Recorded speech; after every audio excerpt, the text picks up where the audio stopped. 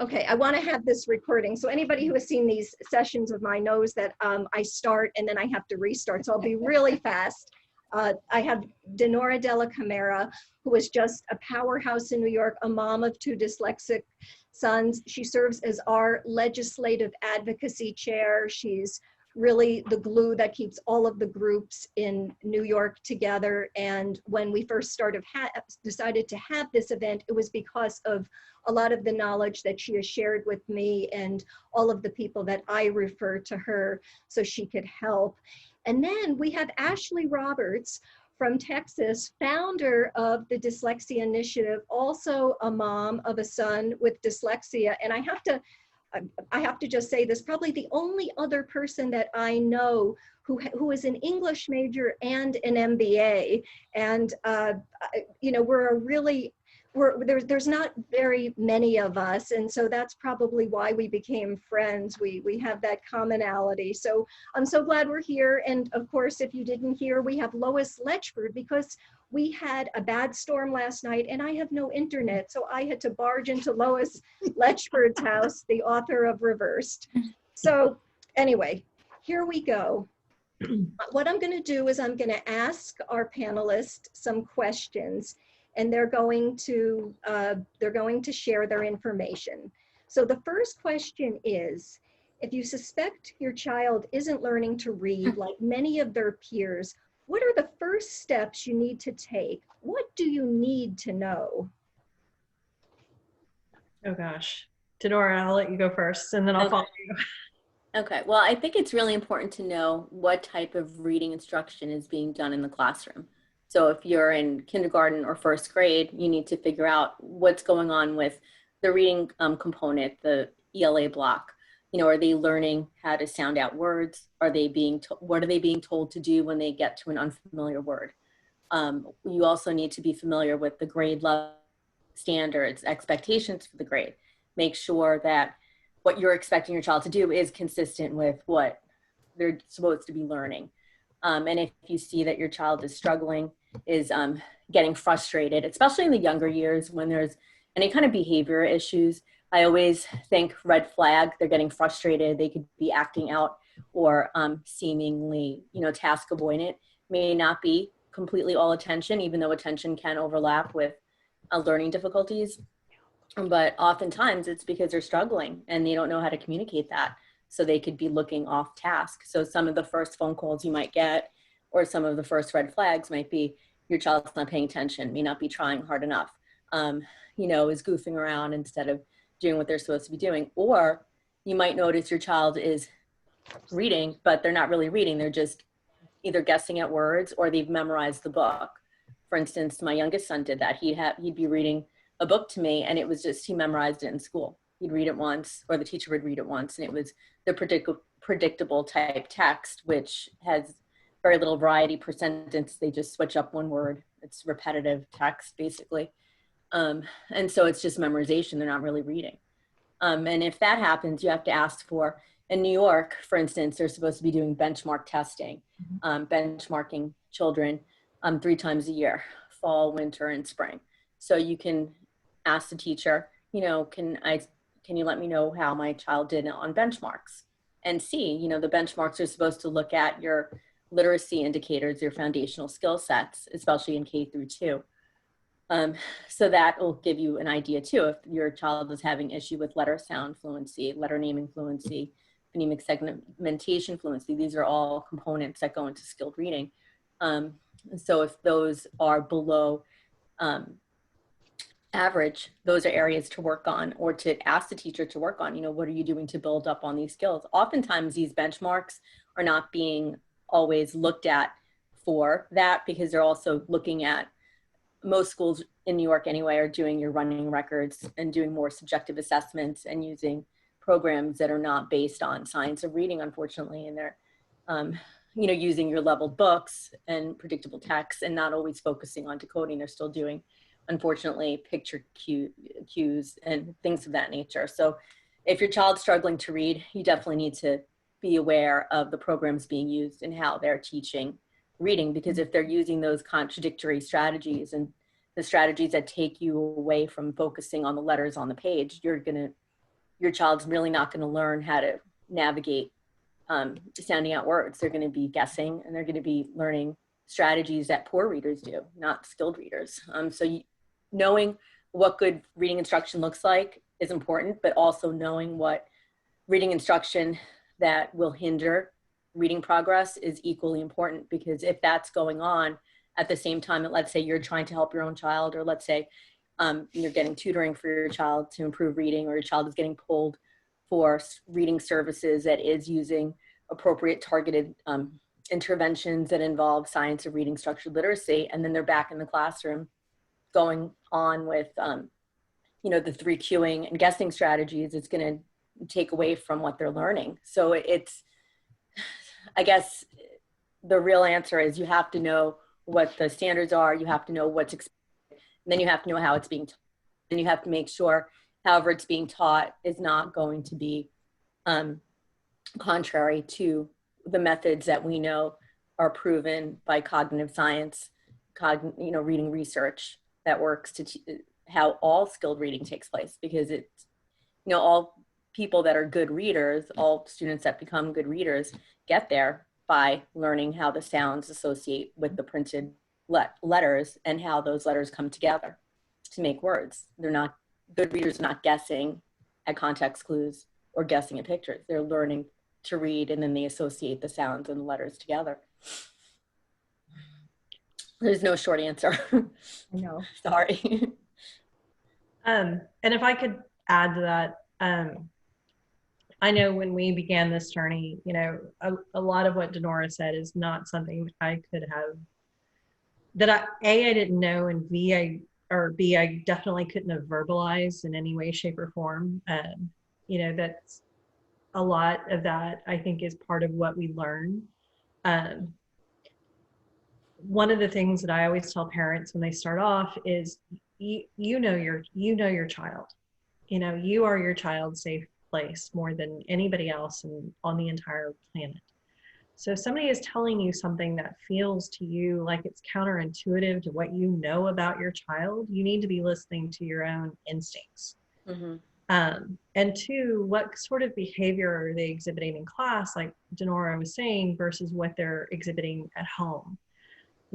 Everybody always told me that my son was so helpful and so sweet and working so hard and trying so hard. And when he's at home, his anxiety was high because I'm sitting here forcing him to try to read when he absolutely couldn't read at all. And because his teachers were telling me that he was not cooperative, I was also looking at him, believing that he's not being cooperative, instead of seeing the signs that he was trying to exhibit to me. The pain that was on his face, he was fidgeting in a way that should have been a huge sign to me, because it was a deflection technique. But it wasn't. I just thought that he was being difficult. I just thought that he was being naughty. I wasn't listening to my own instincts, which were screaming at me, something's really not going well here. I knew how intelligent he was. I was just thinking that he was just being a difficult child. And 2, I had report cards that, I can easily publish 2 years worth of report cards. It tells me what a fantastic decoder he's becoming, how great his automaticity is coming along, how proud they are of his increase in fluency and accuracy and his comprehension. This is a child who couldn't tell you all of the sounds of the letters of the alphabet, so all of that is bogus information. So for us, it came down to recognizing that, 1 and 1 was definitely not equaling 2, and trusting our parental instincts and pushing back against what we were being told versus what we knew of our own child. And from there, it was, I didn't know anything about dyslexia. I didn't know anything about learning challenges. I was taught under the science of reading because I happened to be old enough to be taught under the science of reading myself. So it was definitely a learning curve once I fell into this world. But everything that Denora said is 100% spot on. It's, we do need to understand the curriculums that are being taught within the schools versus what we know about how the brain learns how to read. But for those parents that may just be starting out and may not know that, my biggest piece of advice is absolutely just trust your instincts. You know your child better than anybody else. You need to go with all of that. That's so true. And you can't wait. You can't just wait. Every child it comes together at a different point in time. Don't wait. I mean, that's one thing that, I saw the signs in kindergarten and he was getting pulled for AIS, and I waited till the end of kindergarten, and I regret that. We started interventions in first grade, and luckily now, like a year, he's in third grade now, but he's caught up, thank God. But that's because we caught it early. Had I listened and had I waited longer, I don't know if he would be as caught up as he is now. And I completely agree with that, because we didn't catch it until near the end of first grade. And when I confronted his school, they said that they had no intention of telling me until third grade. And they had known from the beginning of kindergarten that something was seriously going wrong. But they believed that it could potentially be developmental in nature, and they did not want to unnecessarily concern the parent, me, by alerting me of anything. So they decided it was better to lie to us for 2 years on his report cards instead of providing proper information. Yeah, meanwhile, all the research is contrary to that. It shows that if you intervene by first grade, you have, 90% chance or more of resolving and catching up to grade level, versus if you wait till third grade, I think it goes down to below 70%. I mean, I think everybody's unique and everybody's different, and, every child can reach their potential regardless of what age it's found, but it's obviously a smaller gap to close the earlier it's found. So don't be the parent that's afraid to speak up or inquire or ask the tough questions. It's your child. And one of the biggest things, like Ashley pointed out, was the stress factor. My son in first grade didn't want to go to school. What first grader is so afraid to go to school because they can't read? I mean, they're smart enough to realize that they're different from their peers. They're smart enough to be aware that they cannot do what's expected of them and what their peers can do.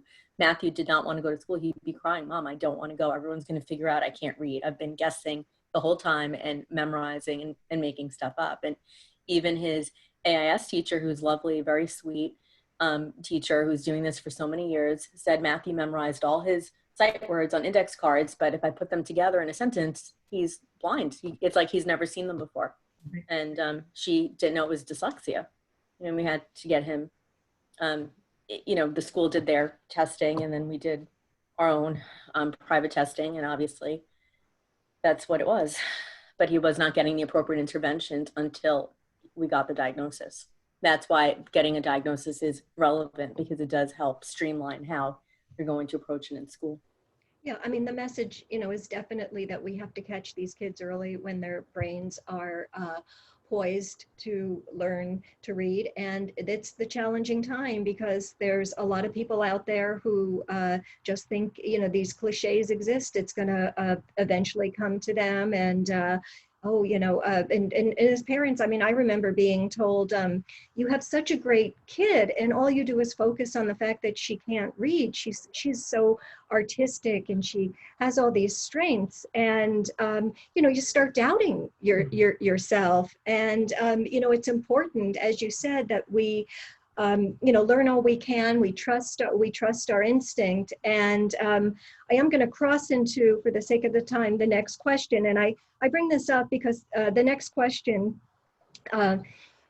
education, especially special ed, has its own language. And what are the most essential terms you need to know to understand and navigate the education system? And I bring this up because you said AIS a few times. Oh, I'm sorry. Oh, it's fine, but this is the thing is, okay. Once we've been in this world for a while, we have our own little secret language. But you think back to when we were beginning, and you were Googling what all these acronyms are, and it's overwhelming. And so if somebody's new to this world and they want to start to try to get some help for their child, what do they have? What terms do they really need to understand? So if I can go first, Sure. To add on to what you were just saying, one of the things we also need to point out is the terms vary. Some of the terms vary across states. Yes, that's true. So, you know, like here in Texas, we'll say FIE, which stands for full individual evaluation, but that doesn't mean anything to anybody outside of the state of Texas. I have no idea what AIS stands for. By the way. AIS is academics in need of support. It's your RTI, MTSS, like your response to intervention, multi-tiered support system. It's your tier 2 instruction. So tier 1 is gen ed. Tier 2 will be the next step before you go to special ed. They try to get you caught up. It's supposed to be short term. It's not supposed to last years. You know, it's supposed to be short term to get you caught up. So I don't think we use that term here because I know MTSS and I know RTI. RTI, yeah. I think every state has their own little unique acronyms. Like you say ARD, we say CSE meetings. Yeah. So your ARD meetings is equivalent to a New York State CSE meeting, which is the meeting where they could change your IEP goals or amend it or whatever. But what I would say is, regardless of what state you're in, the biggest acronym you need to know is IDEA. Yes. Individuals with Disabilities Education Act. Yes. It is the federal law. Doesn't matter what state you're in, what terms you want to use, what you want to call anything. It's the governing law. If you're not going to be under IDEA, IDEA is the special education law. If you're not going to be under IDEA, which has 13 qualifying, what's the word that I want to use? Classifications. Thank you. I was going to say conditions. I like classifications. So 13 qualifying classifications. And one of them is specific learning disability, which is what dyslexia tends to fall under. I know that the Shawitzes are very passionate about the fact that there needs to be a 14th condition, and that dyslexia very specifically needs to be called out as that 14th condition for IDEA. But as of now, there's 13, and SLD, specific learning disability, is one of them. So that's going to cover your Ds, your dyslexia, your dyscalculia, and your dysgraphia. So if you're not going to be covered under IDEA, then you need to be covered under Section 504, which is accommodations only, not services. And that's the primary difference between the two, is IDEA is services and accommodations, whereas 504 is accommodations. States like mine, they tend to mix that language.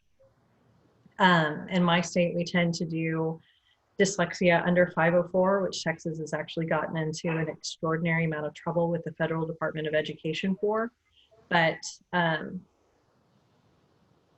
because if you're going to provide services to a dyslexic child, theoretically, you should be under IDEA.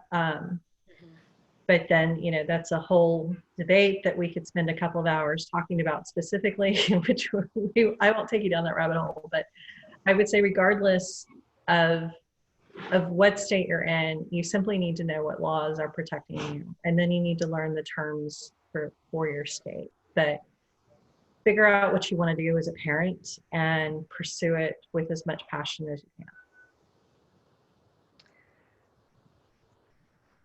can. Okay. All right, I'm going to move on to the next question. So what if your child gets services and you're not happy with their progress? What steps can you take? Oh, I can jump in on this one. You want to ask for the progress monitoring data. Every goal on your IEP is based on a child's present level of performance. Sometimes it's called PLOP, P-L-O-P. So the present level of performance is what your child can do independently, what they can't do. So if your child has a decoding deficit, if they have trouble spelling, if they have trouble writing paragraphs, it'll tell you exactly where they're at. And then the goals are supposed to be based on moving them towards grade level. Every goal in New York State anyway, that's all I can speak to at the moment, currently. So in New York State, you're supposed to have standards-based IEPs. So your goal, regardless of where you're at, you're supposed to move that child to grade level standard by June. So it's a year's goal, and you should have work samples and progress towards meeting those goals. Any goal that's worked on that is not being measured is not really being worked on. So, and then for reading and writing, I always like to aim towards 90%, because if you're going to be moved up on a level, if they're doing a running record like most schools are doing for deciding where a child is at and moving them up in levels, you have to be 96% accurate in your fluency and your comprehension to get there. So any goal that for reading or writing that's not within that percentage range, 90% or over, is really not going to move you towards grade level achievement. So you want to understand what the benchmarks are, what the cutoffs are, what programs are using in the gen ed classroom. And you want to make sure your goals are standards based, meaning that you've read the New York State standards or the standards for your state and you're familiar with what's expected. So if your child is in 5th grade and they're supposed to be writing essays, different types of essays, find out what the length is of those essays. They should have a goal, based on a teacher directed prompt. The student will write X amount of paragraphs with, and that it's written correctly, it's accurate, it's, the goals are not supposed to mirror and be exactly what the standards are, but they're supposed to give you the skill set so you can complete the standards. Asking to reconvene an IEP meeting. But if there's not any progress monitoring data, that's a huge red flag. If the goals are not being aligned to the standards of your child's grade, that's another red flag.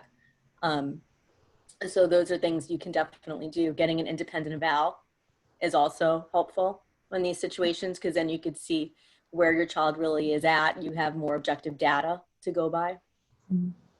And I agree with that. And one of the things I would add to that is understand what measurement tools your district or state, depending upon where that benchmark is coming from, are using, and how those tools are specifically used within that benchmark itself. For example, there is a district here that uses a benchmark that considers 60 out of 100 to be passing. That's not passing. 60, that's 60%. That's not mastery of a goal by any stretch of the imagination.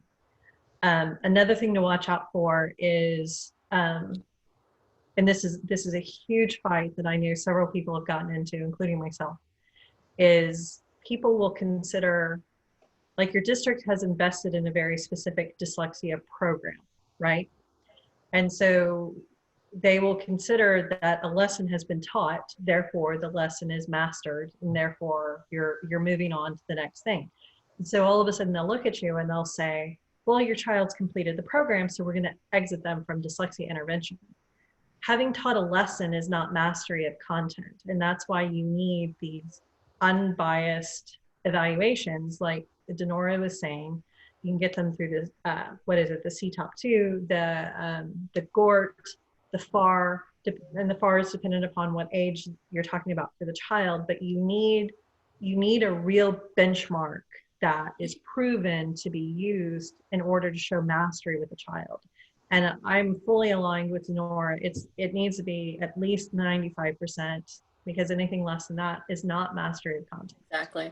You can also get that put into the IEP. If you're feeling like the progress monitoring data may be more subjective than objective, you can put in that part of the measurement of the goal. Like, for instance, let's say you have a fluency goal. Your fluency goal should be at the 50th percentile of what a typical child would be reading. And, like, for instance, 3rd grade, Matthew's fluency goal right now is 110 correct words per minute, with 95% accuracy. And that's for the end of 3rd grade.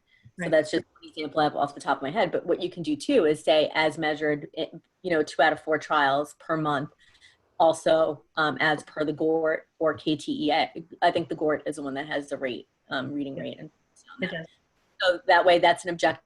It's not just, and it should be a cold read. So if you have a fluency goal on your IEP, you want, and if you do have a child with dyslexia or any kind of struggling reader with SLD in reading, you want to have fluency, because fluency is going to affect your comprehension. If it's taking you so long to read a passage and you're getting into more advanced grades, it's going to affect the way you answer your questions. And it may not be that you have a comp issue. It might be that you're taking you so long to decode, you're forgetting the whole main concept of what you've just read about.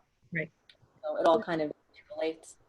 The main thing that I feel is it needs to be mathematically quantifiable. Yes. Reliable measures. Mm-hmm. And it needs to truly prove mastery of content. And when you're writing your goals, if you're not getting those things, and every goal's target needs to be at a bare minimum grade level achievement. Right. At a bare minimum. Anything less than that is right. Not good enough. Right. And make your team understand that it's not just reading. spelling needs to be in there. Handwriting needs to be in there. This dyslexia is not just rate, fluency, accuracy, and comprehension. There's more to that, and it needs to be more than that. If your child can't spell, you've got to get a spelling goal. If your child is struggling with their handwriting, they need to explicitly be taught handwriting, and they need to explicitly be taught writing instruction as well. Yeah. But those things have got to be in there. Yeah, New York does not have a dyslexia program or dyslexia, legislation the way Texas does. So we don't really have that type of stuff here, but they do. We can do the goals, and hopefully the goals will drive the instruction and the type of services the child will get. Well, they have legislation, but it's not great legislation. It's not enforced. I don't know if any legislation really is when it comes to education. We laugh about that. It's the parents, like all the memes going around Facebook. It's the only federal law that parents have to crack the whip on, basically. I just wanted to add, Faith Burkowski had a good comment. She said, it's not what is taught. Did they learn? And good. And when they did learn it or didn't learn it, what are they going to do now? Right. Are we just going to repeat it? Or Right. just throw our hands up and say, well, that's it. That's all we're offering. Right. They have to be able to generalize it. They can't just rent the skill. It has to be able to be used and transferred over. Correct. She said this. I don't know if you can answer that question there too. Anna. Oh, yeah. I'll wait till the, we'll go through them. Okay, another question. What if you pursue all the options? You've had a neuropsych eval, you're getting services, and your child still isn't progressing. What are the next steps? IDEA has an enormous amount of language in it that is in favor of and protection for the child. If your child is of, quote unquote, average intelligence, and, there is absolutely no reason why the child cannot progress at all. What I'm going to tell you is if your child isn't progressing, then the program's, it's not the right program. It's not being implemented correctly. It's not being given with fidelity. It's, my son, for example, has always been in a gen ed environment and a deeply entrenched balanced literacy environment. And so he's had conflicting instruction all of these years of school. He's in 6th grade now. So for the 6 prior years of school, in his gen ed classroom, he's been taught to use context clues and use the pictures and, not sound out the words and not use what he's been taught privately through the remediation that we've provided to him, or even what he's being taught within the dyslexia classroom through the public school itself. So I know a lot of children, unfortunately, who are not progressing against their goals, who are not reaching grade level despite extreme intelligence levels. IDEA has a lot of language in it to enable pushing your district to providing more and better. That's assuming that you're protecting your child under IDEA. You can file complaints against your school district, which is something that I'm keenly in favor of. There's mediation, there's due process, there's a lot of things that you can do in order to pursue what your child needs from an educational point of view. What I hope, what I wish for, and this is the naive side of me, but this is the, how I want everybody to get along, is I want the district to meet the parents and do everything within their power to provide that child what they need and to not be a barrier on that child's educational path. I want them to step up. I want them to provide what's needed, regardless of what that is, every single time, and give that child what they need. But unfortunately, that's not the case. And a lot of times you can only make it be the case by filing complaints, using advocates to help you fight for what you need. And, far too often having to file due process and push the district through lawyers to do the right thing based upon what they're required to do by law.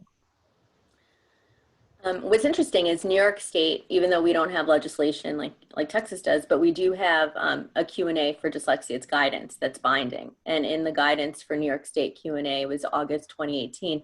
It literally states just what you described, how when multiple teachers might be involved in teaching reading skills and they're using conflicting strategies or competing strategies, it's detrimental. And New York State actually makes a point to say they recommend not doing that. Do not use competing strategies because it's going to impede learning.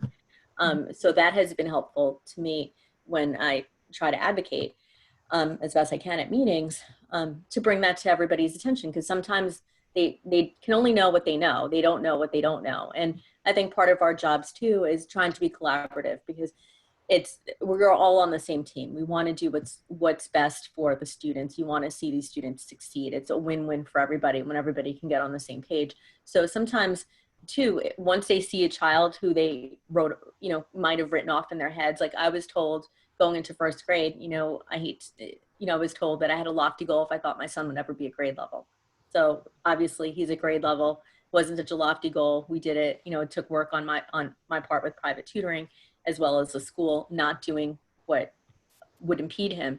But it took a while for them to see that it is possible. So now it's easier to advocate for other children because they see that it really does work. I think sometimes these kids are, I don't want to say written off, but I think that they really have low expectations and they really assume that they can't learn this or they can't read at grade level or write at grade level. And when they see one child that can, or a few kids that can do it, then they're more willing to, hey, you know what, we're not going to use the competing strategies. It's not going to work. They kind of are more, I don't know, I guess it just depends on who's at the table too at the meeting. But to piggyback off that, because I definitely could not agree more. What I'm finding more than anything else is we have to create a cultural shift. And that, depending upon your district, that can be an easy thing to do, or that can be an enormously challenging thing to do. But, at the end of the day, we do all want to be collaborative, because I believe very strongly in parental rights. I believe that parents and teachers should be an equal part of the conversation when it comes to the child. But at the end of the day, that's my child, because that's, I'm the parent. And so I want my voice to be heard and to be respected. But I really want to support the teachers in helping them learn as much as they can, because it doesn't just benefit my child, it benefits absolutely every single child. But you do almost need to engage in participating in a cultural shift within your district and helping them find their way to the science of reading and how it does benefit every child, not just our dyslexic children, but absolutely every single child. If you look at the NAEP scores, the percentages are absolutely terrifying. Right.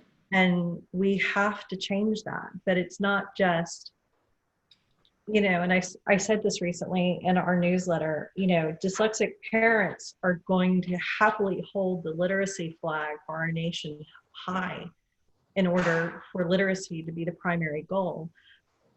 But I think that dyslexic parents are going to be the ones who lead the charge, because we understand so much more what the challenges are and what needs to be taught and how that needs to work for our children. Right. And Lois said something very smart. She said, and we know the consequences. Yes. Yeah. Well, that segues into a really good point too, Ashley, is the general ed instruction. If the gen ed instruction is something that is based on science of reading and it's instruction that is accessible to all students or the majority of students versus what's being done now, which is really only targeting your 34% that are reading and writing proficiently despite the instruction being used, we would mitigate so many reading difficulties and mitigate the damage that's done to dyslexic students overall.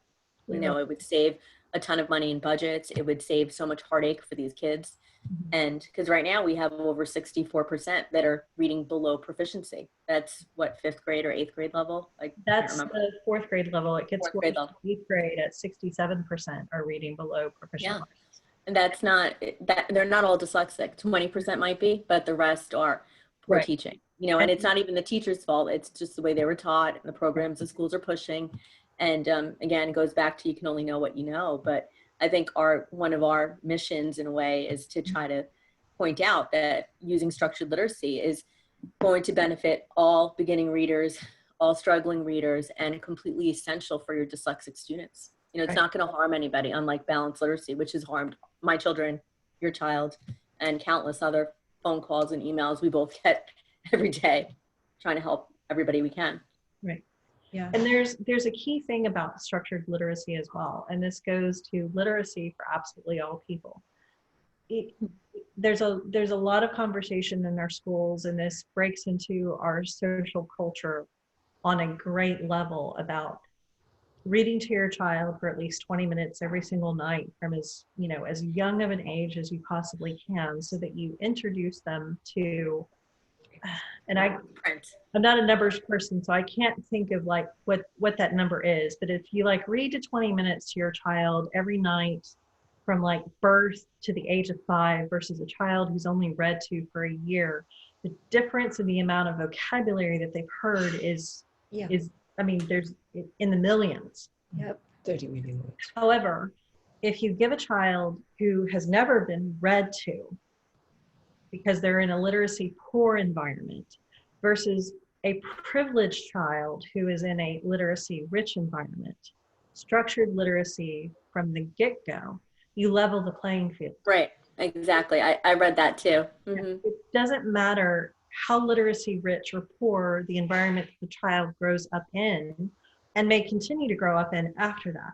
You give the child every possible skill necessary in order to achieve their own self-determination and be a product of their lack of education and their environment. That's so true. Give them everything that they could ever need to do whatever they want. Right. It's so true, Ashley. I mean, you hit the nail on the head here. And, you know, what's so sad is that education used to be the great equalizer. But now if you're only able to teach reading to those who are essentially teaching themselves, or those children who are able to, who have parents that can afford private tutoring, because obviously the schools, it's going to be hit or miss depending on who they have for providers and what type of program they're using in the school system. You know, unfortunately, I don't think this is a problem that schools can solve, or you can hope an IP or 504 can solve on your own. I think without private tutoring, there's no way that you can do this without creating such a big void or gap everywhere else, because of the amount of hours they would miss from gen ed. You want to get these gaps closed as soon as possible. You can't just rely on the school. Not that they won't help you, not that they're not going to partner with you, but because it's just, they're just not equipped to do it all at this point with the training and everything else involved. Well, and I feel like too, a lot of the investment that they make is not in quality programs, not in quality. Exactly. One of the most heartbreaking realizations that I've really had kind of in the last year is that our education system, I believe, is truly viewing dyslexia as a disability and not a difference. So there is no intention to teach our children to their intellectual capability or to focus on them truly being on grade level, because you label them with dyslexia, which I believe is not a negative label at all. I think I agree. Power, but it's writing them off to a disability when it shouldn't be. And the irony out of that is you create it into a disability because you refuse to teach them. You're right. They dropped the ceiling. That's what I was alluding to before. Dropping the ceiling should not be allowed. Right. So that's one of the cultural shifts that we have to make within our educational system is, you know, and one of the most heartbreaking things was my son hearing me have one of these conversations and coming to me, you know, with tears in his eyes saying, "Mommy, am I disabled?" And me having to look at him and go, no, you're not. Unfortunately, some people assume that you are because you're dyslexic, but the fact of the matter is you're the smartest kid in the room, and you can run circles around anybody, but we have to do privately for you what you're not going to be provided for, which you're entitled to. And I don't use the word entitlement easily or quickly or really ever. except when it comes to education. I believe that all of our children are equally deserving of the best quality education that we can possibly give, and that is through structured literacy. It shouldn't matter if your parents can read, what college they went to, where you live, what your socioeconomic station is, what your race is, what your gender is. Absolutely nothing should matter. We have to give our children, we owe it to our children to give them absolutely every opportunity from an educational point of view so they determine their own fate. I agree. Literacy is the root of all education in academia. Without being able to read. One of the comments that you just brought up is it's not a disability, but the official language is specific learning disability. Yes. And that negative label impacts, and it's the language again, isn't it? Yes. Yes. It's insane that we have to classify our children as disabled in order to get them accommodations and services when they're And to not get instruction. Yeah. Yeah. To get adequate, appropriate instruction. It's not even the best instruction. It's to get appropriate instruction. Yeah. Instruction that matches how brains learn to read, basically. Right. Well, and it's not even appropriate in most of the cases, but this is why I'll segue. That's another discussion. Yeah, I'll talk about a cultural shift. I mean, this is a reason why we focus on the community or the libraries, is so that we can start getting the word out. And it is, it's slow going. Everybody's at a different phase with it, but we could start explaining the process of how we learn to read, where the different resources fit, how you can explain this to parents, what you can do when they're young. And I always think, I mean, you talk about the learning disability classification, and I say, in the early days, that would take me a month to shake off. When you get those letters, your child has been classified as a child with a learning disability. I would think, what do you mean? And there were learning differences for sure, but that language is powerful. And what it does to our kids, what it does to us as parents. I mean, this is painful stuff for us all to comprehend, and we want to solve it. And I always say the library, who else can I talk about, but the librarians at this point is, now when we get those letters, instead of taking a month to shake off, it might take me an hour, but I want to go someplace and I want to tell somebody that, our kids are not learning to read properly. And, there's things that parents can do, there's things that caregivers can do. And, it should be, learning about sound should be ubiquitous, and we have to start somewhere. But the goal is that this change happens. We need it to happen in education, whether it's driven by change itself or external forces. We have to stick together and hit it from all angles. And I think it's starting to happen. It has to, really. And I'm going to segue into the last question, because I think there are a lot of questions that people have. But how has COVID further impacted navigating the education system? it's made it worse. Yeah. It's made it a lot worse. The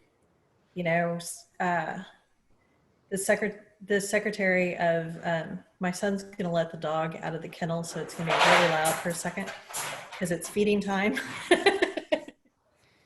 The Secretary of Education for the Federal Department of Education did not release any waivers to any of the schools in this country. But unfortunately, a lot of the schools, districts specifically, have behaved as though waivers have been issued. Because of quarantine, evaluations stopped completely, because for a certain amount of the evaluations, you do need the child to be physically in front of you. And they used the fact that the quarantine was there to not evaluate any children at all. And so then you're violating the federal timelines of IDEA, which again was not waived due to the quarantine. And so what you've done is you've created a significant backlog of children who already had their request in, and the timelines, the clock of IDEA had already begun. All of that froze. So you have all of those children waiting. You have all of the parents who have filed for evaluations during quarantine. Now that face-to-face instruction has begun across several states, You have parents who are still filing requests for evaluations. Districts only have so many diagnosticians. You've just created a monumental backlog. And the unfortunate thing is they're not going to begin services for these children until those evaluations are complete. Whatever that backlog is, that's more time that the child is not getting what they need, either from an accommodation or a service or both perspective. When you were already fighting a very significant uphill battle on getting the evaluations done properly and understood and getting the services that you need for your child to begin with. I mean, Denora and I both advocate for other families. Too many times we're sitting at the table, sitting here saying, you're denying that dyslexia exists, but you're not looking at the evaluation documentation properly. Look here at this block right here. It's very clear that dyslexia exists for this child, but you're denying it because you're not reading it correctly. If that happens, I just table, I ask for an IE, or I just end the meeting and I just whip out an email and we ask for an IE. But I have to say, New York hasn't been too bad with that stuff. Like, I've been okay with getting IEs done and getting meetings done. And most of the districts, I think, that I've worked with have been very responsive, as responsive as they can be under the situation. What I think is also interesting, though, COVID in a way has allowed a bigger window to open up for some parents. Some parents, I feel like sometimes grades are inflated a bit. I've seen report cards where they say a child is fluent and getting a 3 in fluency, and then you look at their scores from a private eval and you see that they scored a 0 on multisyllabic words and they scored a 0 on vowel teams and they're in 5th grade, and you wonder, how are they fluent on any 5th grade text if they can't read a multisyllabic word? So you start connecting the dots saying, well, maybe these grades are not as accurate or painting the picture that you would think. And I'm getting more calls from parents and emails from parents that are concerned at the level of writing and reading that their child is able to do independently doesn't match what parents really believe their kids could do. So it's been an awakening period too, and where parents are actually now seeing the type of instruction that's done. Like, for instance, one district in the area just jumped on the TC bandwagon, and I can't even tell you how many kids are just not really learning. They're written market TC, Teachers College Reading and Writing Program, Lucy Calkins. It's basically you sit there for 40 minutes and you read on your own, then you sit and you write on your own. Kids are not conferencing with their teachers, not getting feedback, papers are not being corrected, and what I always found interesting is if you were doing math, for instance, and you do your math problems wrong, you're going to have red ink or you're going to have corrections made. You're going to be taught how to redo that.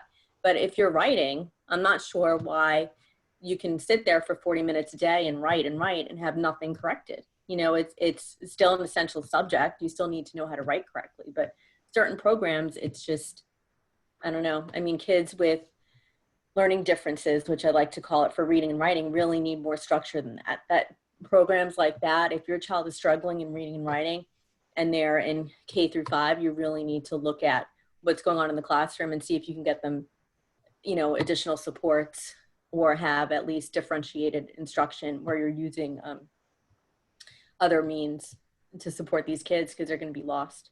And this is what parents are starting to see, because lots of things sound really good and very fluffy, but when it comes down to it, when your kid can't read and write and you need to help your kid all day on Zoom or on a remote because they can't support what you thought they could do on their own, it's an awakening.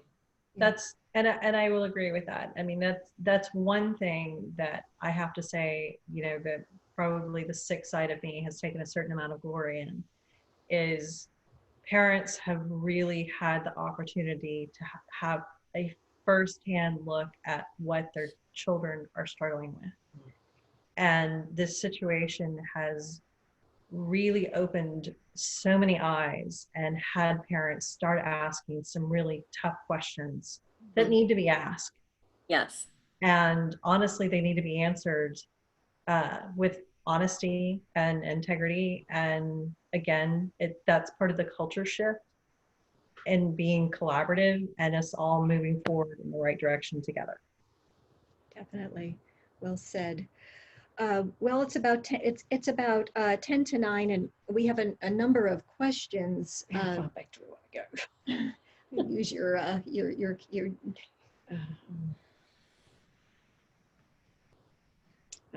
Anna has made some questions.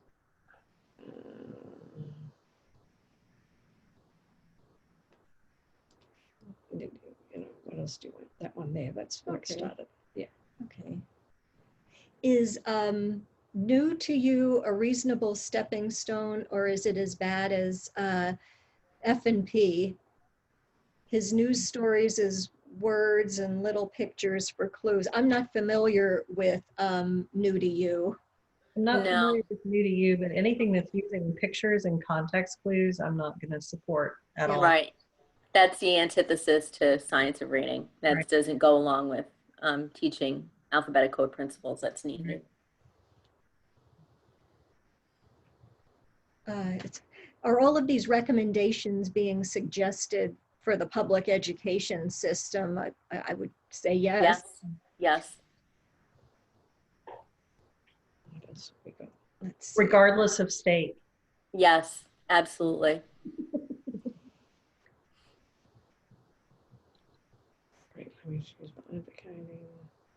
You know, it's hard for us at this point to scroll down, and there's a lot of comments. I think the best thing might be to just check the comment box maybe in the next, within the next day. We'll try to get to any comments if somebody has a question.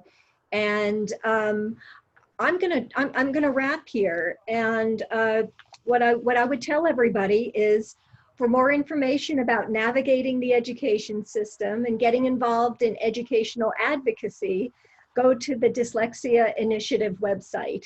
For more information about legislative advocacy specific to New York and nationwide community literacy initiatives, go to Teach My Kid to Read. And I think we've been a great collaborator, matter of fact, these two organizations. And I'm so grateful for what the both of you shared, and I'm so grateful that Lois could be here as well. And I think we had some really good discussions and got across some basic information, so at least people know where to start and have some direction. And we'll just we have your website and all this great information. If we want to pursue some of these areas more. And that's it for our presentation series. We are done for the week. Next week, we resume with talk about handwriting and letter formation. We resume with my favorite, Itchy's Alphabet, Brenda Larson, which is really amazing. I can't tell you how excited I am to have Brenda at 4 o'clock next Tuesday. So have a good long weekend, everybody.